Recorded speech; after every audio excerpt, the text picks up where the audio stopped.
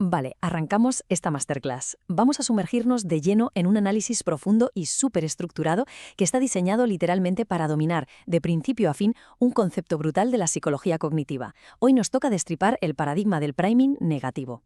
A ver, si hay un examen a la vista sobre este tema o simplemente un deseo genuino de entender cómo funciona nuestra atención humana en su nivel más básico, esto es oro puro. No vamos a quedarnos en la superficie de la definición, vamos a desglosar su lógica interna, las variaciones experimentales y las grandes teorías que lo explican. Así que, con la mente puesta en retener cada detalle clave, vamos a ir paso a paso.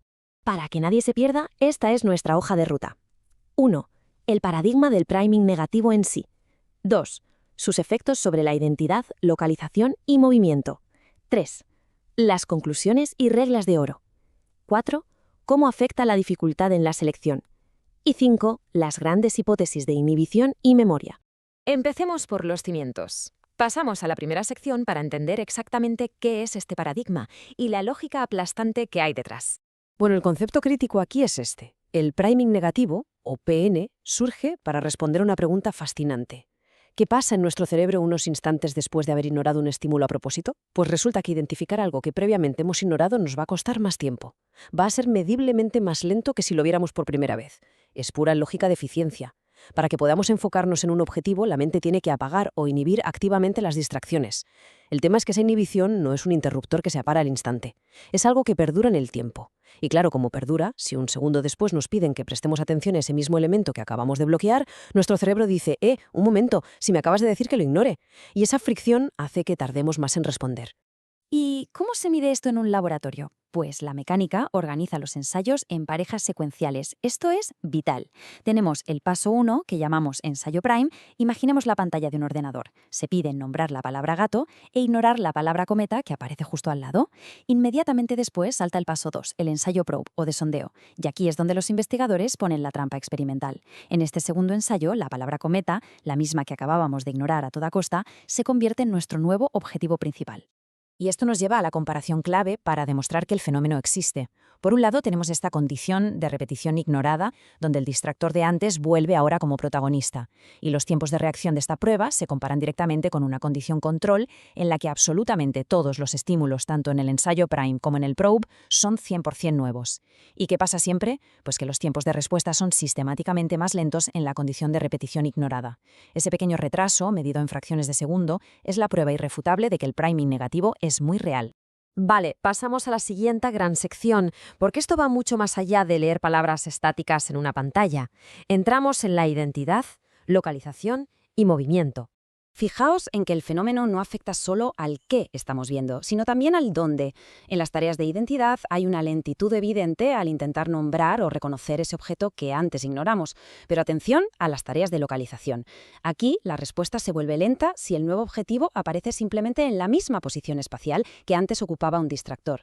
Es decir, si antes había que ignorar algo que salía a la derecha de la pantalla y ahora el objetivo válido sale a la derecha, vamos a tardar más en reaccionar. El propio espacio físico ha sido inhibido en nuestra mente. Ahora la cosa se pone aún más interesante con la llamada condición dinámica, que ocurre si los objetos se mueven por la pantalla. En un experimento bastante ingenioso, había que seguir la pista del símbolo @, pero todos los estímulos parecían desplazarse. Pues sorprendentemente se encontró priming negativo cuando el target aparecía en la misma posición relativa dentro del grupo en movimiento, aunque su posición absoluta en el monitor hubiera cambiado.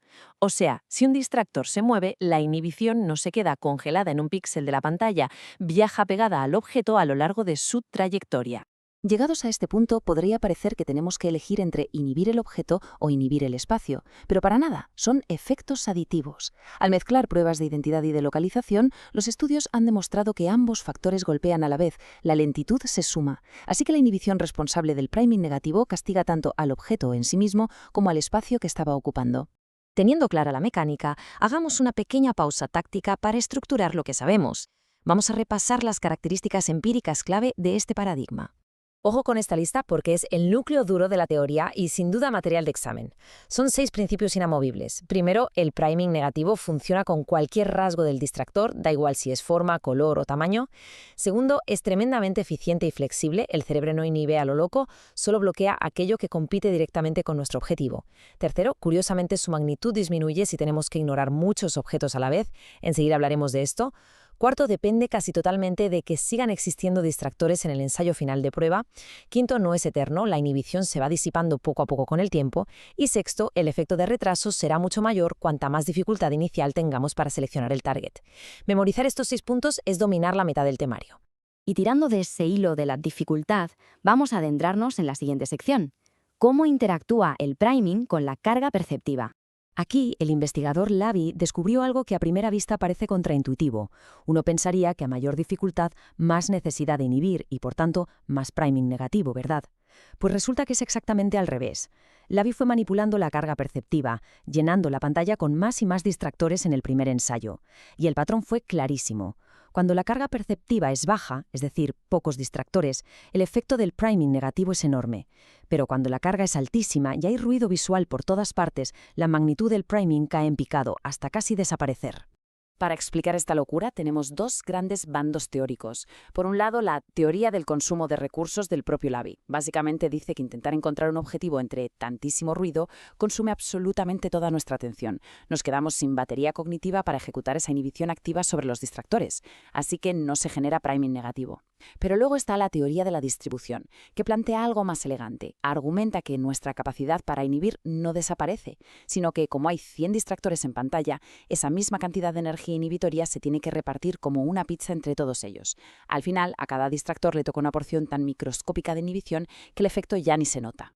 Y esto nos lleva a la recta final, el terreno del por qué. Entramos en las 2 grandes hipótesis explicativas de este fenómeno. Inhibición contra memoria. La postura más clásica y ortodoxa es la hipótesis de la inhibición. Nos dice que el priming negativo no es un fallo, sino fruto de un trabajo mental muy activo. Los distractores no resbalan pasivamente por nuestra mente. En realidad, el cerebro primero los capta, se encienden las alarmas y luego tiene que aplastarlos, suprimirlos activamente en el ensayo prime para que podamos concentrarnos en lo que importa. Pero claro, la ciencia siempre busca la fisura en el modelo. Y mirad qué descubrimiento tan espectacular rompió un poco los esquemas de la inhibición pura. Resulta que si un distractor es súper ignorado en el ensayo prime, puede llegar a generar priming positivo.